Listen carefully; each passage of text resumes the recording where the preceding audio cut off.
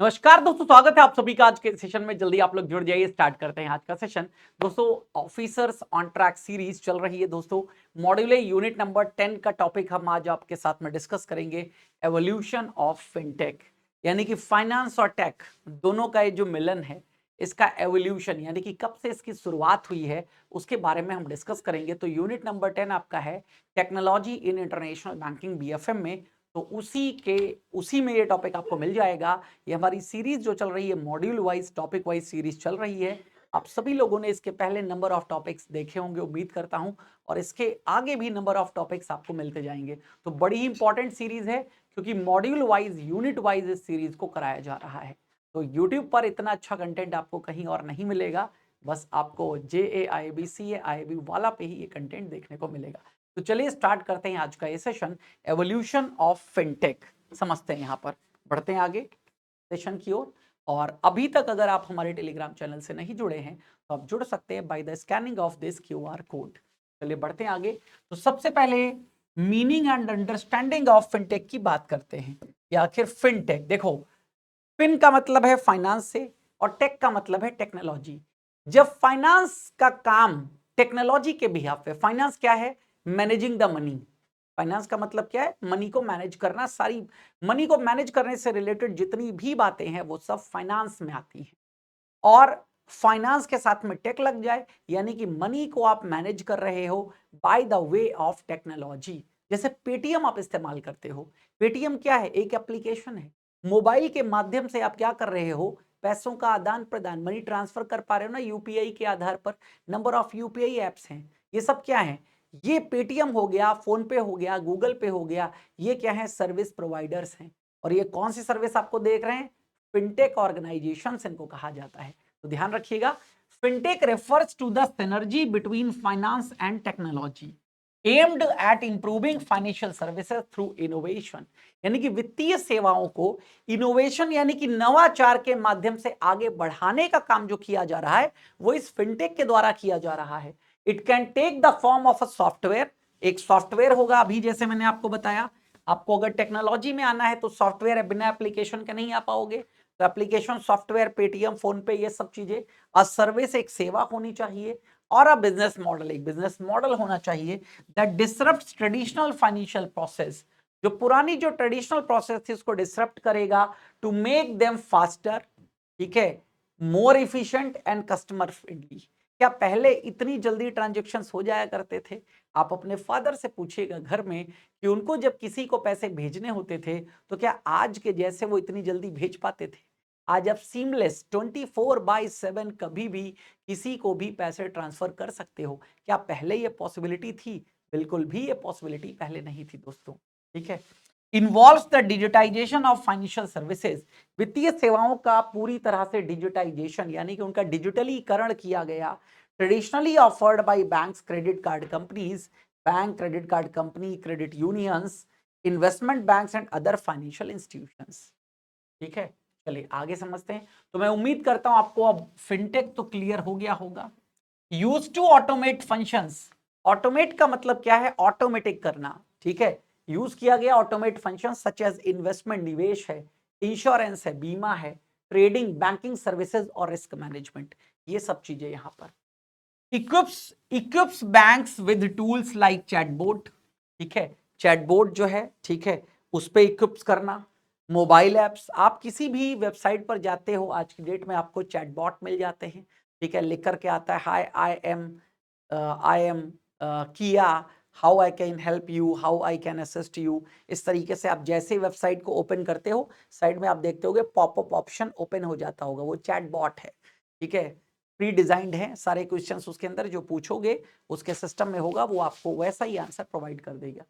Mobile apps and machines, learning to enhance customer experience. ठीक है, and strengthen fraud detection. Fraud detection को क्या करना? स्ट्रेंथन करना, मजबूत करना। Represents a new industry segment that integrate. एक नए, क्या करना है? नए इंडस्ट्री को रिप्रेजेंट करना है जो इंटीग्रेट कर रही है टेक्नोलॉजी को, to improve, innovate and sometimes create entirely new business models in financial services. तो फाइनेंशियल सर्विसेज में नया बिजनेस मॉडल है ये। ठीक है, जो इंडस्ट्री सेगमेंट किस में इंटीग्रेट कर रहा है, टेक्नोलॉजी, जिसके लिए इंप्रूव करने के लिए, इनोवेट करने के लिए sometimes creates entirely new business model, ये नया बिजनेस मॉडल के तौर पे काम कर रहा है, ध्यान रखिएगा। अब बात करते हैं इसके एवोल्यूशन की, स्नैपशॉट है यहां पर 1866। सोचिए फिनटेक की शुरुआत कहां से हुई, 1866, आज 2025 है, हमको लगता है सारा फिनटेक अभी का है, लेकिन 1866 से एवोल्यूशन स्टार्ट हुई थी। First transatlantic cable connect New York and London, पहली ट्रांसअटलांटिक केबल थी जिसने न्यूयॉर्क और लंदन को कनेक्ट किया था, laying the foundation for global financial communication. और इसी ने फाउंडेशन यानी कि न्यू डाली किसकी, ग्लोबल फाइनेंशियल कम्युनिकेशन की, क्योंकि आप देखते हो न्यूयॉर्क यूएस का पार्ट हो गया, लंदन यूके का पार्ट हो गया, तो यूएसए और यूके के बीच में इसको क्या किया गया है, ठीक है, डाला गया था। तो पहला ग्लोबल फाइनेंशियल कम्युनिकेशन यहां से स्टार्ट हुआ है। फिर 1918 में आ जाते हैं सीधे 1918, फेडवायर introduces electronic fund transfer using telegraphic and Moore's code. फेडवायर, federal reserve यानी कि अमेरिका का जो सेंट्रल बैंक है, उसने एक सिस्टम स्टार्ट किया था, एक सर्विस स्टार्ट करी थी जिसका नाम दिया था फेडवायर। फेडवायर यानी कि फेडरल वायर, वायर का मतलब है वायर ट्रांसफर इनको बोलते हैं, ठीक है। बेसिकली ये इलेक्ट्रॉनिक फंड ट्रांसफर, जैसे आज की डेट में आप आरटीजीएस एनईएफटी करते हो ना, वैसे ही यहां पर अमेरिका में इसने ये सर्विस स्टार्ट करी थी, टेलीग्राफ और मॉर्स कोड के माध्यम से फंड्स का आदान प्रदान करना। 1918 में सोच लीजिएगा कितना पुराना। देन 1918 के बाद सीधे 1950s में आते हैं, यानी कि देश अपना आजाद हो चुका था। उसके बाद बात करते हैं तो launch of dinners club, American express, ये आप कार्ड पे लिखा हुआ देखते होंगे, ये सब सर्विस प्रोवाइडर्स हैं। तो dinners club international, American express card इन्होंने स्टार्ट किया। ये अर्ली फॉर्म थे डिजिटल पेमेंट इंस्ट्रूमेंट्स का, यानी कि जो मास्टर कार्ड, वीजा, और आज की डेट में इंडिया का अपना कौन सा है, इंडिया की अपनी जो कार्ड टेक्नोलॉजी है उसे हम रुपे के नाम से जानते हैं, जिसे एनपीसीआई ने स्टार्ट किया था, ठीक है। तो लेकिन शुरुआती जो कार्ड टेक्नोलॉजी थी वो किस पर आधारित थी, डिनर्स क्लब और अमेरिकन एक्सप्रेस, ये सबसे पुराने हैं, यहां पर ध्यान रखिएगा, ठीक है। Then 1967 shift to digital fintech 2.0। अब 1967 से यहां पर फिनटेक 2.0 स्टार्ट कर दिया गया था। Barclays install the first ATM, Barclays bank है जिसने क्या किया था, ठीक है, एक फाइनेंशियल सर्विस कंपनी है बार्क्लेज, इसने पहला एटीएम इंस्टॉल किया था, फर्स्ट एटीएम।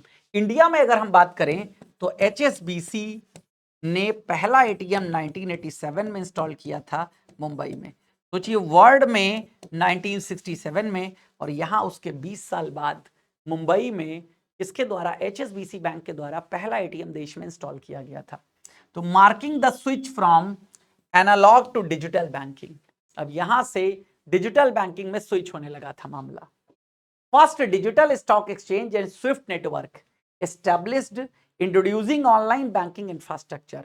दोस्तों अगेन स्विफ्ट, यही आज की डेट में सबसे बड़ा ग्लोबल नेटवर्क है जिसके माध्यम से ग्लोबली फंड ट्रांसफर किया जाता है। Society for world wide international financial telecommunication, ये सबसे ज्यादा इस्तेमाल किया जाने वाला नेटवर्क है। तो इसका प्रोसेस किया गया था, यहाँ पर first digital stock exchange start किया गया था। जैसे आज की डेट में आप बीएससी एनएससी दोनों पे डील करते हो, ये क्या है, डिजिटल स्टॉक एक्सचेंज है। और इंडिया का पहला डिजिटल स्टॉक एक्सचेंज कौन था, एस्टैब्लिश डिजिटलाइजेशन प्रोसेस से किया गया था 1992 में, ठीक है, एनएससी को जब स्टैट्यूटरी बॉडी बनाया गया था। देन ध्यान रखिएगा 2008 में स्टार्ट हुआ है फिनटेक 3.0, फिनटेक 3.0। तो द ग्लोबल फाइनेंशियल क्राइसिस, क्योंकि 2008 में आप जानते हो आती है ग्लोबल फाइनेंशियल क्राइसिस, ठीक है, जिसने अमेरिका के 22 बैंकों को क्लोज करा दिया था। 2008 में लेहमन ब्रदर्स से शुरुआत होती अमेरिका में, और धीरे धीरे 22 बैंक बंद हो जाते हैं। तो अगेन ये जो ग्लोबल फाइनेंशियल क्राइसिस है, इसी ने एक्सेलरेट किया था राइज ऑफ अल्टरनेटिव, यानी कि विकल्पों का, टेक ड्रिवन फाइनेंस सॉल्यूशंस होने चाहिए, as trust in traditional banks erode, क्योंकि वहां पर जो ट्रेडिशनल बैंक्स थे उनमें लोगों का ट्रस्ट कम हुआ था, क्षणित हुआ था, यानी कि इरोड। 2009 में बिटकॉइन इंट्रोड्यूस किया था, बिटकॉइन आप जानते हो, बिटकॉइन को स्टार्ट करने वाले थे सतोशी नाकामोटा, और आज की डेट में पूरे विश्व की सबसे बड़ी करेंसी है। ठीक है, बिटकॉइन इंट्रोड्यूस किया था, launching the era of crypto currencies. India ने भी इसी की तर्ज पर अपनी खुद की करेंसी लॉन्च करी है, जिसका नाम है CBDC, central bank digital currency. Wholesale और रिटेल दोनों पार्ट्स में है। देन गूगल पे एंड एप्पल पे start transforming digital payments. Google पे जो इंडिया में है और एप्पल पे, ठीक है, इन्होंने डिजिटल पेमेंट की ट्रांसफॉर्मिंग यानी कि बदलना शुरू किया एक तरीके से। 2010 में फिनटेक 3.5 आया एशिया लेड ग्रोथ को दर्शाने के लिए। एशियन कंट्रीज थोड़ा सा पीछे रही हैं इसलिए, हालांकि अब इंडिया बहुत अच्छा परफॉर्म कर रहा है। ठीक है, आफ्टर डिजिटलाइजेशन, जब इंडिया में डिजिटल इंडिया शुरू किया गया तो ये सब चीजें बहुत तेजी से आगे बढ़ी हैं। Asian economies drive entrepreneurship, investment and adoption of fintech business applications, integration them into consumer and banking services. तो इंडिया में या एशिया में कह सकते हैं 2010 आफ्टरवर्ड्स फिनटेक का एक थोड़ा सा, ठीक है, ग्रो हुआ है धीरे धीरे। देन ग्लोबल पर्सपेक्टिव की बात करें अब 2025 में, ठीक है, तो ग्लोबल पर्सपेक्टिव क्या है? ग्लोबल इन्वेस्टमेंट इन फिनटेक, पूरे विश्व में जो फिनटेक के अंदर इन्वेस्टमेंट है वो एक्सपोनेंशियल ग्रोथ यानी कि बहुत तेजी से बढ़ा है। बहुत सारे स्टार्टअप्स आए हैं, ठीक है, उन स्टार्टअप्स ने काम करना शुरू किया जिसने इस इंडस्ट्री को 200 बिलियन डॉलर के ऊपर की इंडस्ट्री बना दी। 200 बिलियन, 200 अरब डॉलर, ठीक है, के ऊपर की इंडस्ट्री बन गई 2025 में, अप फ्रॉम 930 मिलियन इन 2008। 2008 में जो फिनटेक इंडस्ट्री 930 मिलियन की थी, वह 2025 में 200 बिलियन से ज्यादा की इंडस्ट्री हो चुकी है। An increase of nearly 19,000 over the period. 19,000 के 20,000 समझ लीजिएगा ऐसे। तो इतना ज्यादा बढ़ गया, आप सोच लीजिए 930 मिलियन से 200 बिलियन डॉलर तक ये इंडस्ट्री बढ़ी है। देन आगे समझिएगा यहां पर, Europe attracted over 35 billion fintech investment in 2024-25। Europe ने अट्रैक्ट किया है लगभग 35 बिलियन डॉलर का इन्वेस्टमेंट फिनटेक में 2024-25 में, ठीक है, with major hubs. Major hubs क्या हैं? यूके लंदन 18 से 20 बिलियन, जर्मनी, ये सब यूरोप का ही पार्ट है, जर्मनी और फ्रांस 4 से 6 billion, Netherlands and Sweden smaller but active hubs हैं 2 से 3 बिलियन कंबाइंड, 2 से 3 billion. USA fintech companies raised more than 80 to 90 billion. जो अमेरिकन कंपनीज हैं वो 80 से 90 बिलियन डॉलर, ठीक है, ये इन्होंने रेज किया है funds during 2023 to 25, continuing as the world's largest fintech market. पूरे विश्व की जो सबसे बड़ी फिनटेक मार्केट है, मास्टर कार्ड की बात कर रहा था, वीजा की बात कर रहा था, ठीक है, अमेरिकन एक्सप्रेस की बात कर रहा था, ये सब कहाँ के हैं? यूएस के ही तो हैं। और आपने देखा इतना पुराना नेटवर्क फेडवायर वहीं से स्टार्ट हुआ। देन सबसे पहला जो नेटवर्क स्टैब्लिश किया था ट्रांसअटलांटिक केबल, वो भी यूके से यूएसए के बीच में, लंदन से न्यूयॉर्क के बीच में स्टैब्लिश किया गया। तो ये सब चीजें हैं जो यूएसए को सबसे आगे बनाती हैं फिनटेक में। देन ऑस्ट्रेलिया का जो फिनटेक सेक्टर है, ठीक है, सिडनी की हब है यहाँ पर फिनटेक का, कंट्रीब्यूट कर रहा है 6% to the national GDP 2025 estimated, driven by strong growth in digital payments. Neo banks यानी कि जो छोटे छोटे बैंक्स होते हैं, open banking, AI based lending, artificial intelligence based lending, अब तो एआई का इस्तेमाल किया जाने लगा है, एंड ब्लॉकचेन सॉल्यूशन, ठीक है। The monetary authority of Singapore further strengthened its fintech ecosystem by expanding its support to USD 500 million SGD, ठीक है, यहां पर है SGD for innovation between 2021। SGD का मतलब है सिंगापुर डॉलर 680 मिलियन, और यूएस डॉलर की बात करें तो 580 मिलियन, ठीक है, फॉर इनोवेशन बिटवीन 2021 टू 2026। इतना इनोवेशन पे खर्च किया गया है, with increase focus on digital banking, regtech, sustainable finance and cross border payment system. तो ये मॉनेटरी अथॉरिटी ऑफ सिंगापुर की बात हो गई यहाँ पर ग्लोबल पर्सपेक्टिव।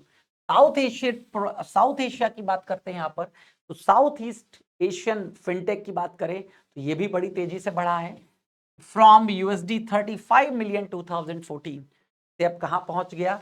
35 मिलियन से 1.5 बिलियन तक पहुंच गया 2022, and further to around USD 3 to 4 billion in 2024-25।